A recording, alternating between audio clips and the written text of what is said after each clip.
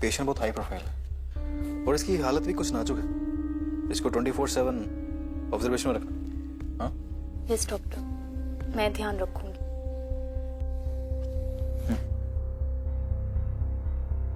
तो पूनम आगे लिस्ट में क्या है?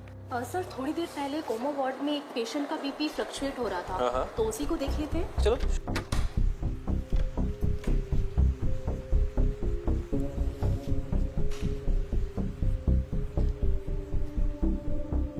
ये तो अभी स्टेबल लगे। चलो अच्छी बात है। डॉक्टर अंशुल एक बात बताइए। जी पूछिए।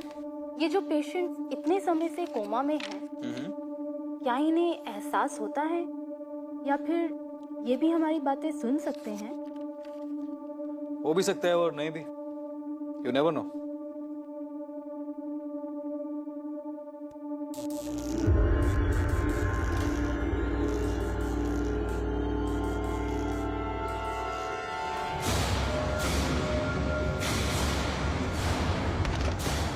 डॉक्टर अंशुल, अब तेरी बारी है। नर्स जल्दी से हेलो पेट्रोल 5 एमजी इंजेक्शन लेके आओ। जी डॉक्टर।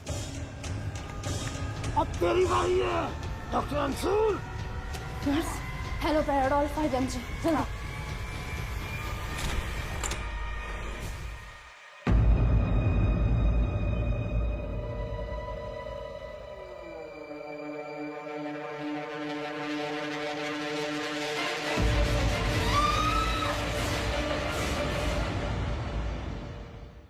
अदिति, मैंने अभी डॉक्टर शर्मा से बात की, जो इस हॉस्पिटल के डायरेक्टर हैं।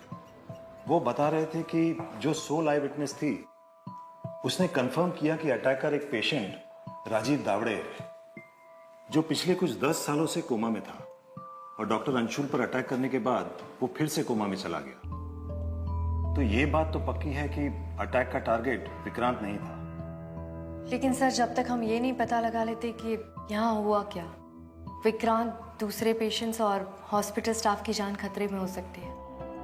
हाँ अदिति, तुम अभी से इस केस पे काम शुरू कर दो। मैं एक टीम को विक्रांत और बाकी लोगों की सिक्योरिटी के लिए बाहर पोस्ट करता हूँ। कम।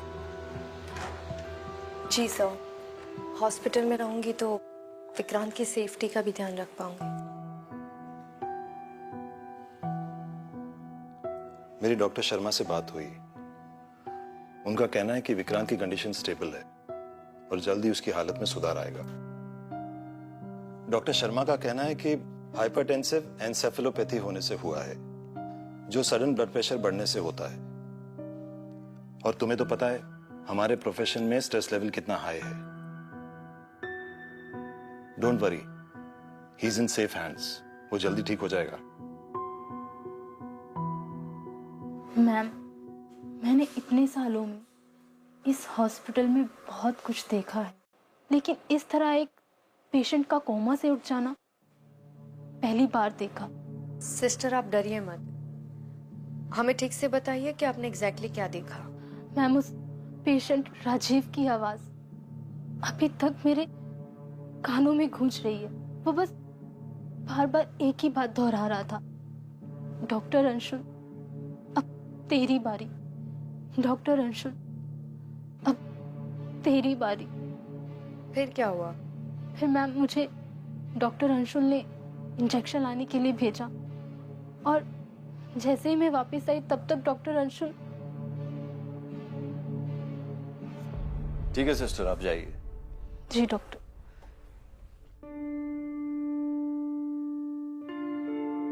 नर्स ने जो कहा वो पॉसिबल नहीं है, शायद क्योंकि वो बहुत डरी हुई है। किसी भी कोमा पेशेंट का इस तरीके से इतने समय बाद सेंसिस में आना और फिर वापस कोमा में चले जाना इज इम्पॉसिबल। जहां तक मुझे लगता है वो सच बोल रही है। और ऐसे कैसे हो सकता है? हमने राजीव का पूरा चेकअप करवाया, लेकिन उसके हालत में कोई बदलाव नजर नहीं आया। लेकिन डॉक्टर, पहले भी ऐसे कई केसेस हुए हैं ना, जहां पेशेंट अचानक से कोमा से बाहर आए। हाँ मैं मानता हूँ, पर और मैंने ये भी पढ़ा है कि कोमा में पेशेंट के ब्रेन एक्टिव रहते हैं, तो हो सकता है कि राजीव के साथ भी ऐसा ही कुछ हुआ हो। उसने कोई डरावना सपना देख लिया या उसे अपने अतीत का कोई हादसा याद आ गया। वो अचानक से शॉक होके होश में आ गया होगा। पर ऑफिसर, जब भी कोई पेशेंट कोमा से बाहर आता है तो उससे हाथ पैर चलाने में और बात करने में वक्त लगता है। सिंपल से सिंपल मूवमेंट के लिए भी इंटेंसिव फिजियोथेरेपी करनी पड़ती है। और फिर राजीव तो पिछले 10 सालों से कोमा में था और इतने सालों से ऐसे ही वेजिटेटिव स्टेट में पड़े रहने की वजह से उसके मसल्स भी डीजेनरेट हो गए। मैंने भी ये पहली बार ही सुना कि कोमा से उठने के बाद किसी पेशेंट में इतनी ताकत आ गई है। इसे पहले को सुलझाने के लिए मैं राजीव के सारे टेस्ट दोबारा करवा रहा हूँ।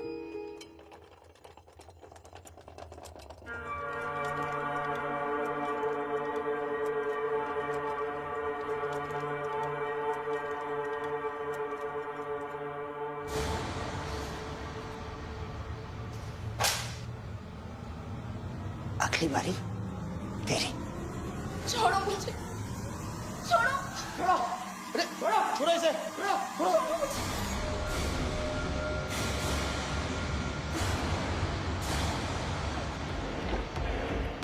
डॉक्टर, मैडम, प्लीज मुझे बचा लीजिए, प्लीज मुझे बचा लीजिए। क्या हुआ सिस्टर? वो मुझे मार देगा। कौन मार देगा तुम्हें? मैं मारना नहीं। किसकी बात कर रही हो सिस्टर, ठीक से बताओ। वो डॉक्टर, वो जो पेशेंट है ना राजीव, वो मुझे मार देगा। उसने अभी मुझे बोला कि अगली बारी तेरी। मैं मरना नहीं चाहती, मुझे बचा लीजिए। सिस्टर आपको कुछ नहीं होगा, पहले शांत हो जाओ। आओ यहाँ बैठो, ठीक से बताओ क्या हुआ। वो मुझे मार डालेगा। मुझे कोई नहीं बचा सकता। वो मुझे मार डालेगा, मुझे मार डालेगा।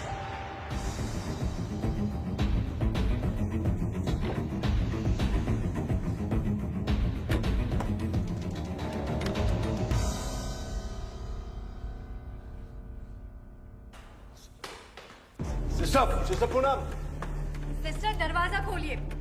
सिस्टर सिस्टर मेरी बात सुनो, इस तरह से डरने से कुछ नहीं होगा। दरवाजा खोलो। हेलो। सर एक एक्सीडेंट का केस है, बहुत ब्लड लॉस हुआ है, आपको जल्दी आना होगा। ठीक है, तुम ऑपरेशन की तैयारी करो।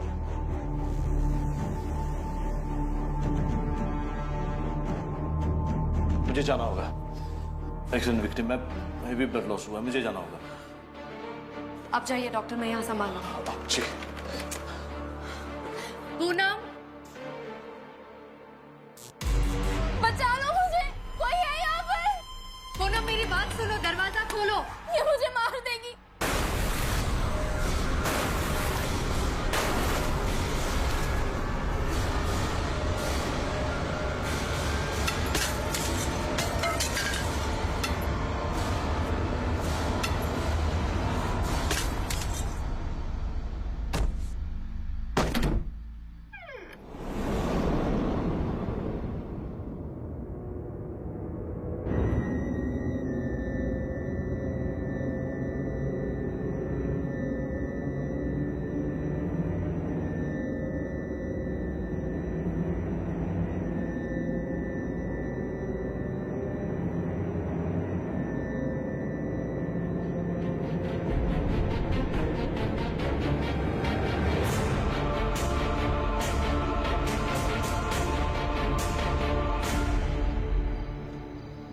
अजीब बात है, राजीव ने फिर से जिसका नाम लिया उसकी मौत हो गई।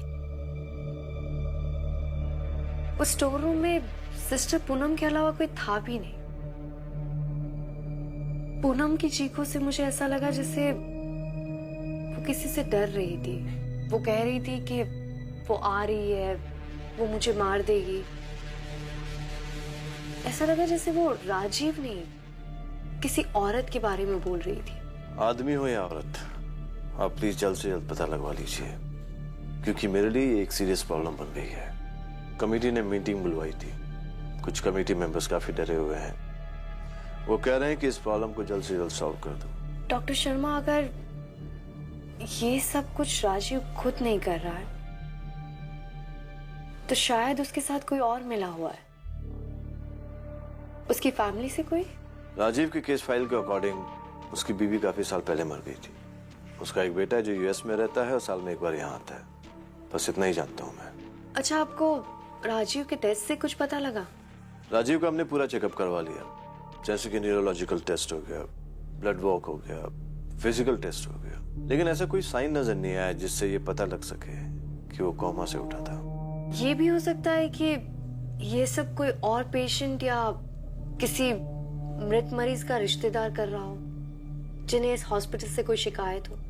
पता नहीं क्यों, पर कोई तो है जो हमारे हॉस्पिटल को बदनाम करने की कोशिश कर रहा है। मुझे हॉस्पिटल और आपके स्टाफ के खिलाफ जितनी भी कंप्लेंट्स आई है उनकी फाइल्स चाहिए, और पिछले महीने जितने भी पेशेंट्स की डेथ हुई है उनकी फाइल्स भी चाहिए। देखिए ऑफिसर, ये इंफॉर्मेशन काफी सेंसिटिव है। ऐसे कई पेशेंट होते हैं जो मामूली बात को बढ़ा चढ़ाकर कंप्लेंट बना देते हैं। अब मैं आपको सारी फाइल्स दे दूंगा, लेकिन प्लीज इस बात का ध्यान रहे कि ये जो इंफॉर्मेशन है वो हॉस्पिटल के बाहर ना जाए।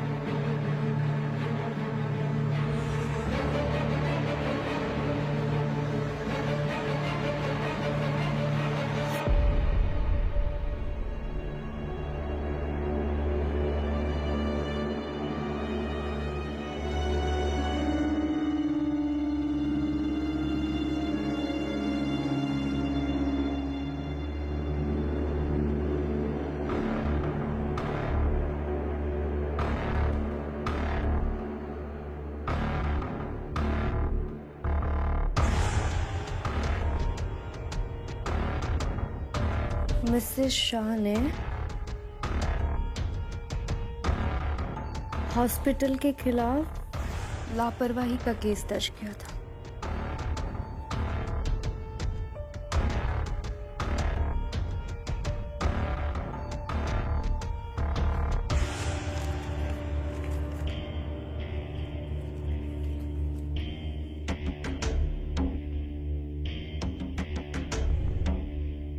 मिस्टर बद्री सिंह ने नर्स रेशमा पुजारी के खिलाफ दुर्व्यवहार की कंप्लेन की, लेकिन हॉस्पिटल ने फीस माफ कर दी तो कंप्लेन वापस ले ली। रेशमा पुजारी।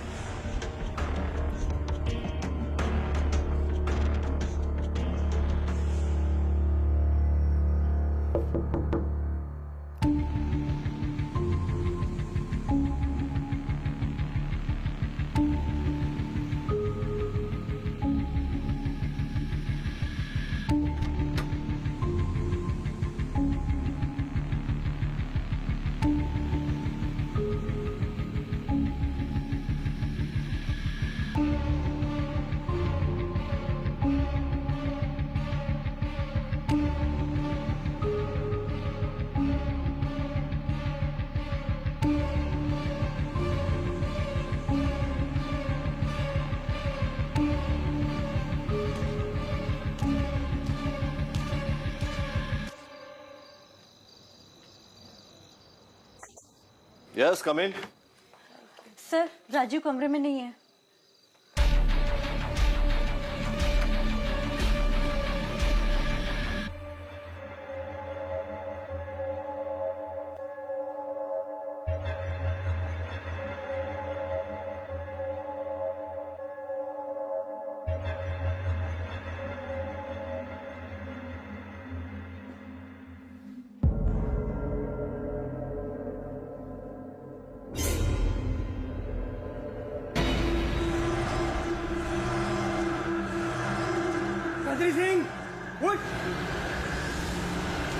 बारी तेरी है।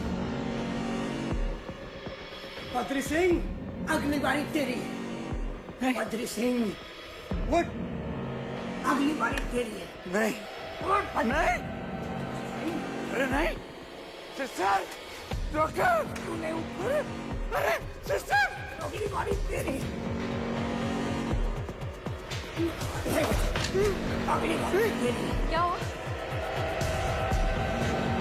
सुना तुम सब लोगों ने? अगली बारी इसकी, अगली बारी इसकी है। सुना ना तुम लोग सब लोगों ने? अगली बारी इसकी है, अगली बारी इसकी है। डॉक्टर, ये सब क्या हो रहा? सर, इसे जल्दी से माइल सेडेटिव करो। तुम जाकर स्ट्रेचर लेकर आओ, इसे इसके रूम में पहुंचाओ।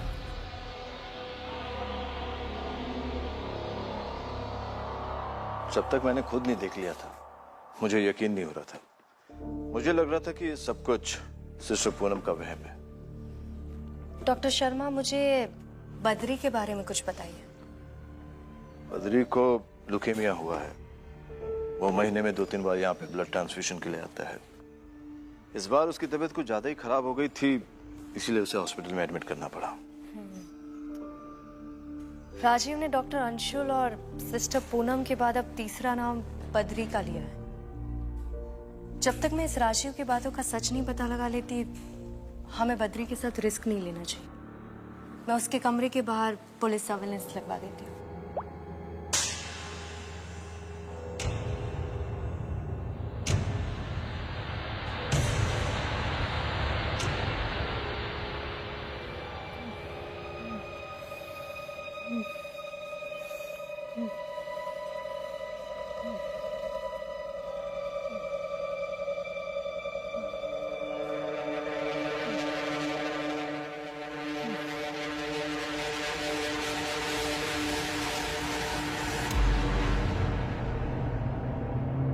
पास मत आना, निकलो यहाँ से, निकलो। डॉक्टर, अरे नर्स, सिस्टर, अरे बचा लो यार, अरे बचा लो यार। डॉक्टर, मार देगी मुझे। सिस्टर, डॉक्टर, अरे बचा लो यार, मार देगी मुझे। क्या हुआ बद्री जी? मार देगी। क्या हुआ? मार देगी मुझे। क्यों चिल्ला रहे हैं आप? यहाँ तो कोई भी नहीं है। क्या हुआ? आप सो जाइए सर। अरे आपको आराम की जरूरत है, आप सो जाइए। कोई नहीं है यहाँ पे। अब शांत हो जाइए। खून कहाँ से आ रहा है? तो सो जाइए, कुछ नहीं होगा आपको। बचा लो। कुछ नहीं होगा, शांत हो। मार देगी।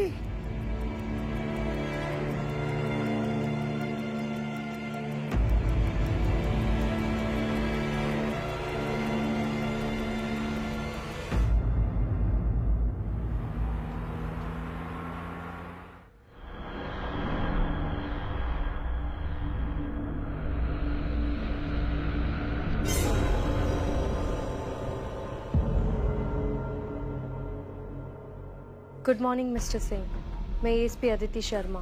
क्या हम बात कर सकते हैं? मुझे बचा लो उससे। बद्री जी, आप अपने आप को संभालिए, आपको कुछ नहीं होगा। हमने आपके कमरे के बाहर 24/7 पुलिस सर्विलेंस लगा ली है। कुछ नहीं कर पाएगी आपकी पुलिस, वो मुझे जान से मार देगी। कल रात भी वो यहाँ आई थी मुझे मारने के लिए। मार देगी? कौन? किसकी बात कर रहे हैं आप? वो नर्स, कल रात वो यहाँ आई थी, मैंने उसके खिलाफ कंप्लेन की थी। बदला लेना चाहती है मुझसे, जान से मार देगी मुझे वो। आपकी पुलिस कुछ नहीं कर पाएगी, कुछ नहीं कर पाएगी। मुझे मैम, इनकी तबीयत बहुत खराब है मैम, प्लीज इन्हें रेस्ट की जरूरत है मैम। प्लीज आप बाद में पूछताछ कीजिए, प्लीज मैम, प्लीज।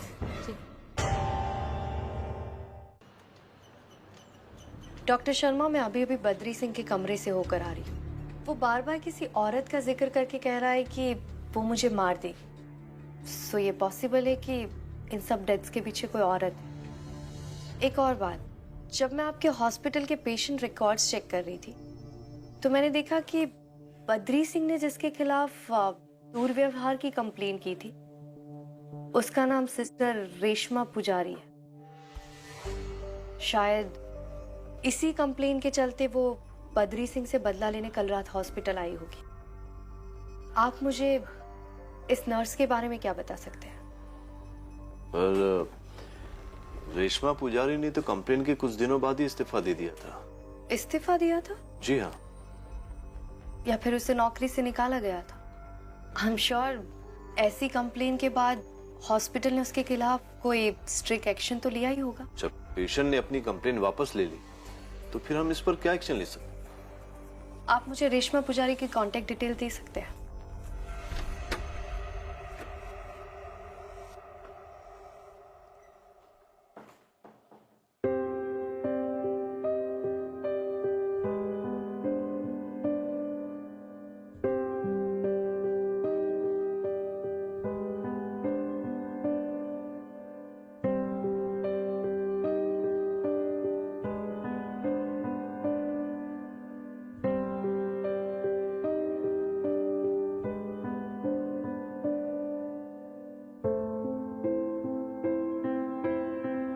विक्रांत, आज मैं बहुत सारी शिकायतें लेकर आई हूँ जो तुम्हें सुननी पड़ेगी।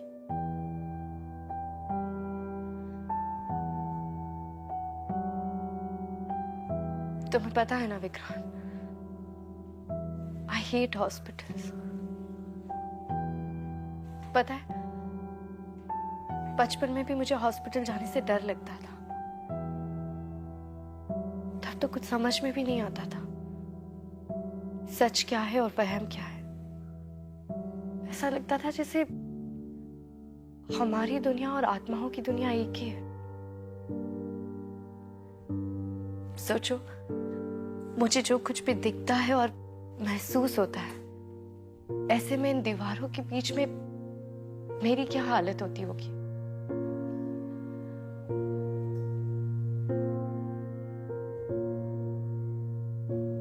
बस विक्रांत, अब उठ जाओ। मेरी ऐसी हालत हो गई कि आजकल मैं तुम्हारे सड़े हुए जोक्स पे मिस करती हूँ।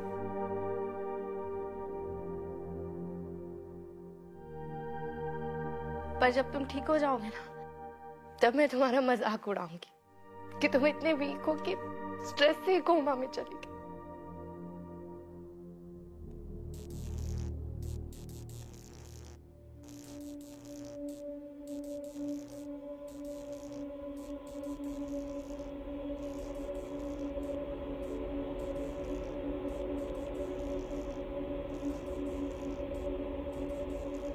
नर्स, आप कब आई? कुछ काम था आपको?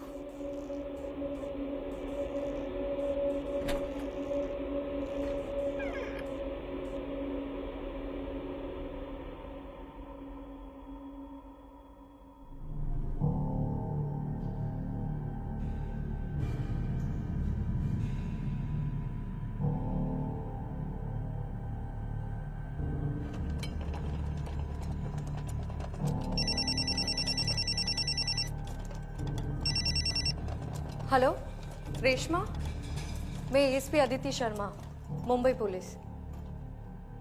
कुछ बात करनी थी, अभी मिल सकते हैं? ठीक है, मैं आती हूँ। लेकिन मैडम, मैं ऐसा क्यों करूंगी? क्योंकि तुम गुस्सा हो कि बद्री सिंह की कंप्लेन ने तुमसे तुम्हारी नौकरी छीन ली। मैडम, वो हॉस्पिटल की नौकरी मैंने खुद छोड़ी थी, और वो बद्री सिंह की कंप्लेन की वजह से नहीं, किसी और वजह से। कौन सी वजह? बस कुछ पर्सनल प्रॉब्लम थी। और वैसे भी उस हॉस्पिटल में निस्वार्थ होकर चाहे कितना भी काम कर लो, ना इज्जत मिलती थी ना सम्मान। और अगर पेशेंट की देखभाल में थोड़ी सी भी लापरवाही हो जाती थी, चाहे वो डॉक्टर की ही क्यों ना हो, सारा आरोप नर्स पे ही लगता था। ऐसी जगह पर काम करने का मेरा मन नहीं था, इसलिए मैंने उस हॉस्पिटल की नौकरी छोड़ दी। रेशमा, बद्री सिंह ने खुद तुम्हारा नाम लिया था। उसने कहा कल रात तुम हॉस्पिटल आई थी उसकी जान लेने।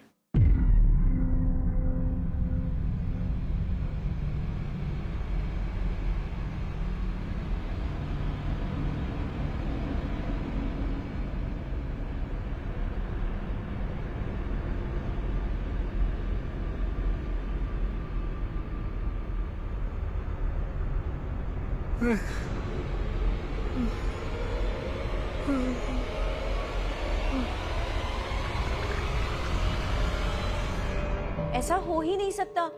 मैं पिछले 1 हफ्ते से पुणे में अपनी माँ के घर पर थी, आज सुबह ही वापस लौटी हूँ। बद्री सिंह को आप उनसे पूछिए ना, उन्हें कोई गलतफहमी हुई होगी या उन्होंने कोई झूठी कहानी बना दी होगी, और अब उन्होंने मेरा नाम ले लिया तो उनके साथ कुछ भी होगा तो आप मुझ पर ही आरोप लगाएंगी।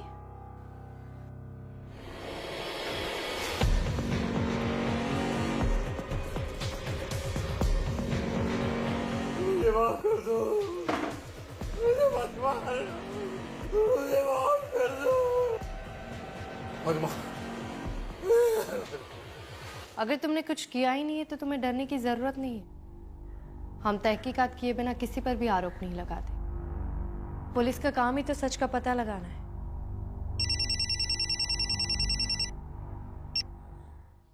हाँ इंस्पेक्टर कपिल।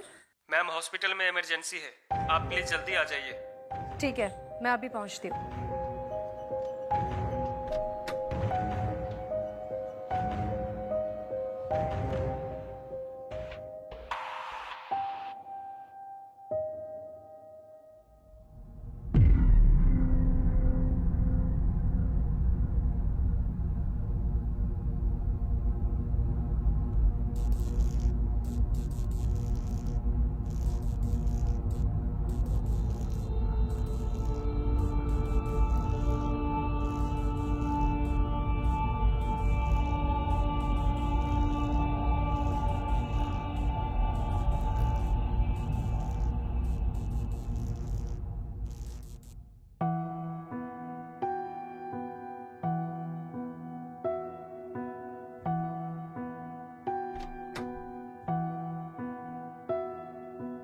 सर, राजीव ने अब तक जिस चीज का नाम लिया सबकी मौत हो गई। ये केस तो और भी पेचीदा होता जा रहा है, कुछ भी समझ में नहीं आ रहा।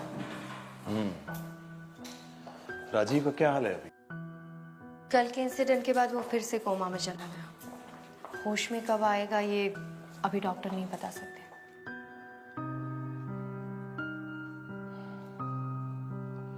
अदिति, आई नो कि बद्री की डेथ एक बहुत ही अननेचुरल तरीके से हुई है, और ये सब जरूर कोई ऑर्केस्ट्रेट कर रहा है। हमें जल्द से जल्द पता लगाना होगा उसका।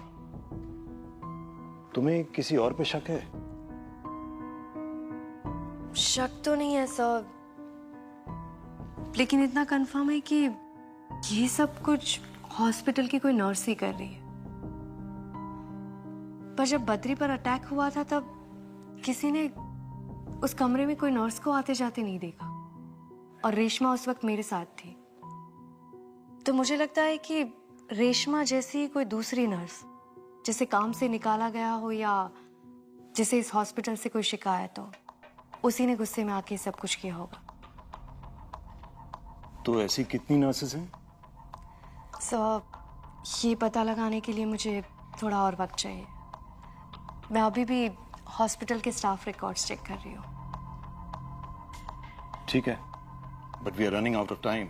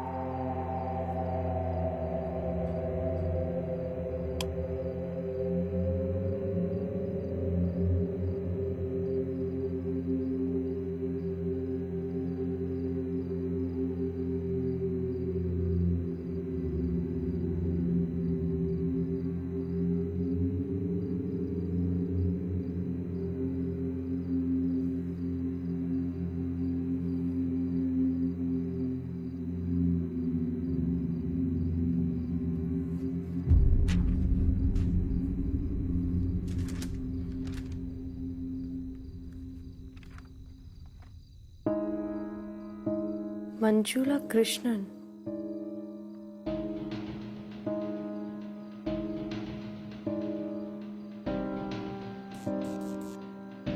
तो वही है जो मुझे विक्रांत के कमरे में दिखी थी।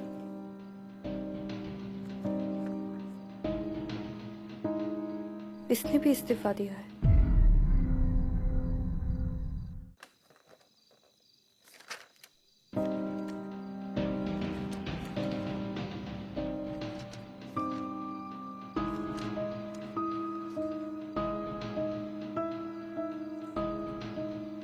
कल्पना शाह की कंप्लेन के एक दिन बाद और रेशमा पुजारी के इस्तीफा के एक दिन पहले।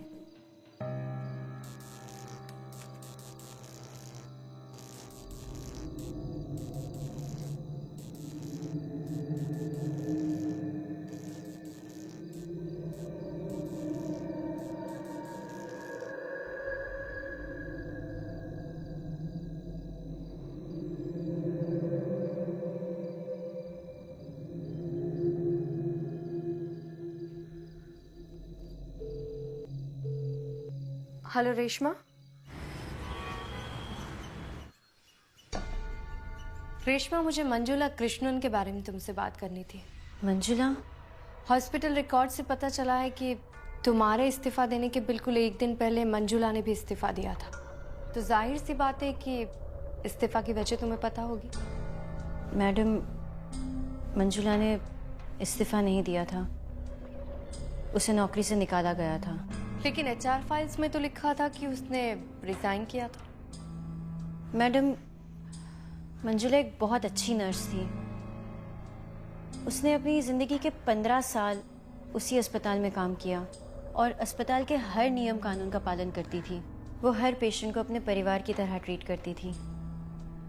उन्होंने अपनी पूरी ज़िंदगी पेशेंट की सेवा में निकाल दी, यहाँ तक कि उन्होंने शादी भी नहीं की। अगर वो इतनी अच्छी नर्स थी तो फिर उसे हॉस्पिटल से क्यों निकाला गया?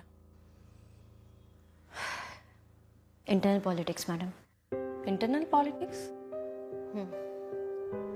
सुनने में आया था कि मिसेस शाह का अपेंडिक्स ऑपरेशन हुआ था, लेकिन सर्जरी के बाद भी उनकी तबीयत बिगड़ती गई। इस वजह से उनके परिवार वाले डॉक्टर शर्मा से बहुत नाराज थे और उन पर भड़क रहे थे। उसके बाद क्या हुआ? उसके बाद तो उस केस के बारे में कभी कुछ सुना ही नहीं, बल्कि ये सुनने में आया कि मंजुला ने NICU से एक बच्चे को चुराने की कोशिश की, जिसके चलते उसे हॉस्पिटल से बेइज्जत करके निकाल दिया और तो और उनके नर्सिंग का लाइसेंस भी कैंसिल करवा दिया। और वो इस्तीफा जो आप बोल रही थी, क्या पता शायद वो नकली हो या फिर उनसे जबरदस्ती साइन करवाया हो। रेशमा, मैंने मंजुला को कांटेक्ट करने की कोशिश की, फोन बंद आ रहा है, घर पे भी ताला लगा हुआ है। तुम्हें कोई आइडिया है कि अभी वो कहाँ मिलेगी? नहीं मैडम, उस हादसे के बाद मेरी भी कभी मंजुला से बात नहीं हुई।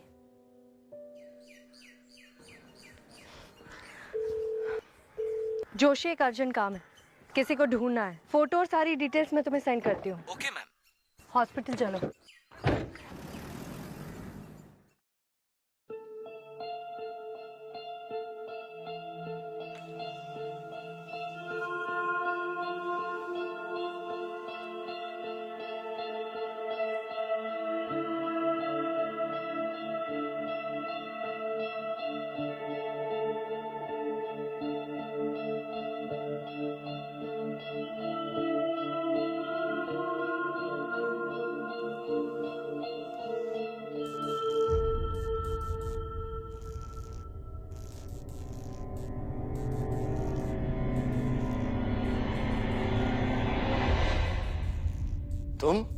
तुम यहाँ क्या कर रही हो?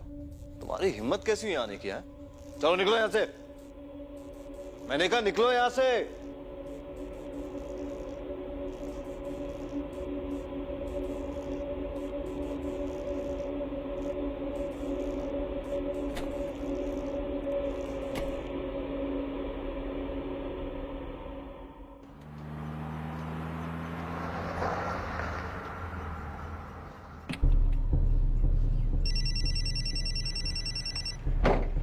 हाँ जोशी, कुछ पता चला? मैम, 4 दिन पहले अक्सा बीच पे एक बॉडी मिली थी। मैंने मुर्दाघर में जाके चेक किया, वो लावारिस लाश मंजुला की थी। खुदकुशी का केस लगता है।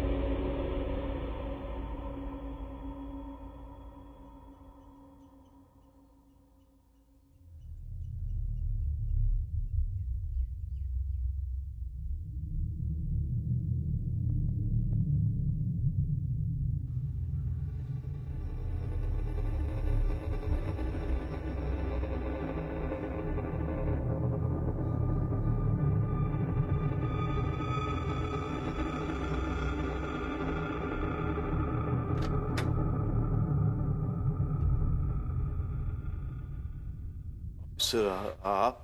बात कर सकते हैं हम? जी हाँ, आइए।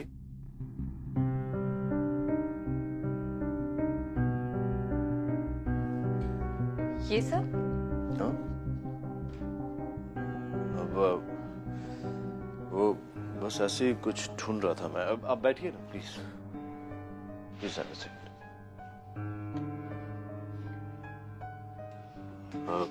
कहिए। डॉक्टर शर्मा, मैं अभी अभी राजीव के कमरे से होकर आ रही हूँ। उसने फिर से एक नाम लिया। किसका नाम लिया उसने? आपका, डॉक्टर शर्मा। देखिए, यहाँ हमारे हॉस्पिटल में हर रोज कोई ना कोई मर रहा है। हमारे हॉस्पिटल की रेपुटेशन गिरती जा रही है और आप लोग कुछ नहीं कर रहे, हाथ में हाथ रख के बैठे हुए। क्या कर रही है पुलिस यहाँ पर? पुलिस अपना काम जानती है, इसीलिए तो मैं यहाँ आई हूँ। डॉक्टर शर्मा, ये बात आप भी जानते हैं कि राजीव ने अब तक जिसका नाम लिया है वो सब एक एक करके मर गए और उसने अगला नाम आपका लिया है। लेकिन आपके बचने का एक तरीका है। क्या है? आप बताइए मुझे, मैं कॉर्पोरेट करने के लिए तैयार हूँ। आपके हॉस्पिटल की सीनियर नर्स मंजुला कृष्णन, जिसे आपने बेइज्जत करके निकाल दिया था, उसने 4 दिन पहले सुसाइड कर लिया है।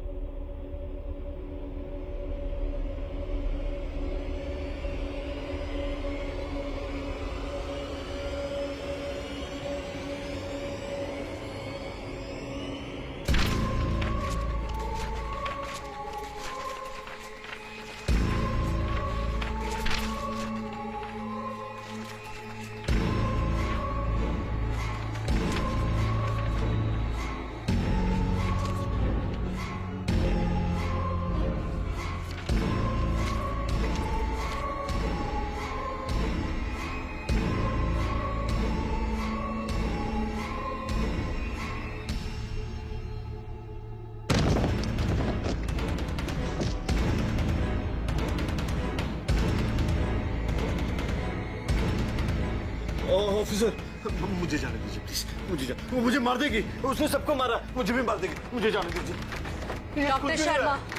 डॉक्टर शर्मा, आप मेरी बात सुनिए। मंजुला आपको कहीं नहीं जाने देगी। आपको यहीं इसी रूम में सब कुछ सच सच बताना होगा।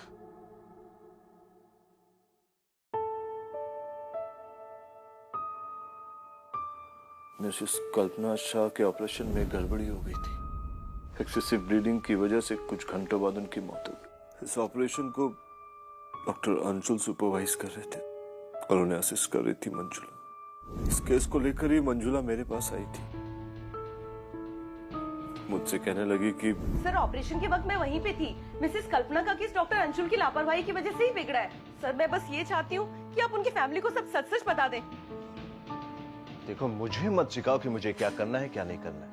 ये हॉस्पिटल के रेपुटेशन का सवाल है। तुम बस अपना मुंह बंद रखो। सर, मेरी आपसे सिर्फ एक रिक्वेस्ट Just है। shut up and leave. पर उसने ठान ली थी कि वो सब कुछ सच सच शाह परिवार को बता देगी। मेरा भांजा है, इसीलिए मैंने उसके ऊपर झूठा इल्जाम लगाया कि वो प्रेगनेंसी वार्ड से बच्चा चोरी करती हुई पकड़ी गई और गवाही के तौर पे डॉक्टर अंशुल, बद्री और सिस्टर पूनम ने मेरा साथ दिया और बद्री की गवाही के बदले उससे मुफ्त इलाज का वादा किया। फिर मैंने उससे रेजिग्नेशन लेटर पर जबरदस्ती साइन करवाकर उसे यहाँ से निकाल दिया और उसका लाइसेंस भी कैंसिल करवा दिया ताकि वो दोबारा किसी हॉस्पिटल में काम ना कर सके। इतनी अच्छी ईमानदार नर्स को आप लोग ने कहीं का नहीं छोड़ा। शायद इसीलिए वो उसने 4 दिन पहले सुसाइड किया और अब वो आप लोगों से बदला ले रही है। और एक बात तो मुझे समझ में ही नहीं आई, राजीव और मंजुला का क्या कनेक्शन है? राजीव तो पिछले 10 साल से कोमा में था ना, तो वो इस खेल के सारे किरदारों को कैसे जानता है? इस बारे में मुझे ज्यादा कुछ पता नहीं है, पर हाँ, मंजुला राजीव की बहुत अच्छे से देखभाल करती थी। As his family was not here with him, I think that was the only reason.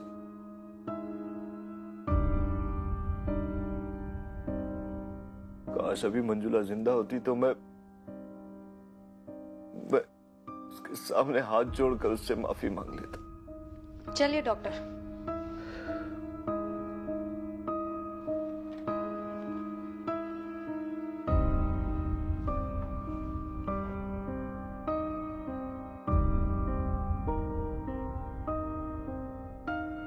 एक और बात डॉक्टर शर्मा, राजीव ने आपका नाम नहीं लिया था। ये झूठ मैंने आपसे सच बुलवाने के लिए कहा था।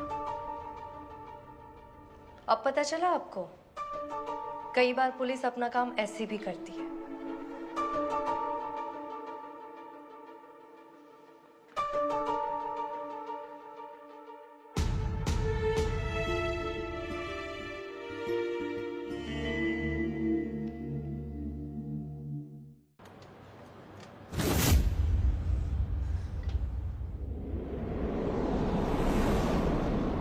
अदिति, विक्रांत ने एक मैसेज भेजा है। विक्रांत ने? विक्रांत ने कहा है कि इस लड़ाई में उसकी कोई मदद नहीं कर सकता। उसे अकेले ही बुराई से ये जंग जीतनी होगी। कुछ भी हो जाए, वो वनराज को जीतने नहीं देगा।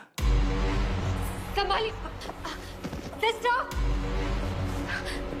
जल्दी आइए।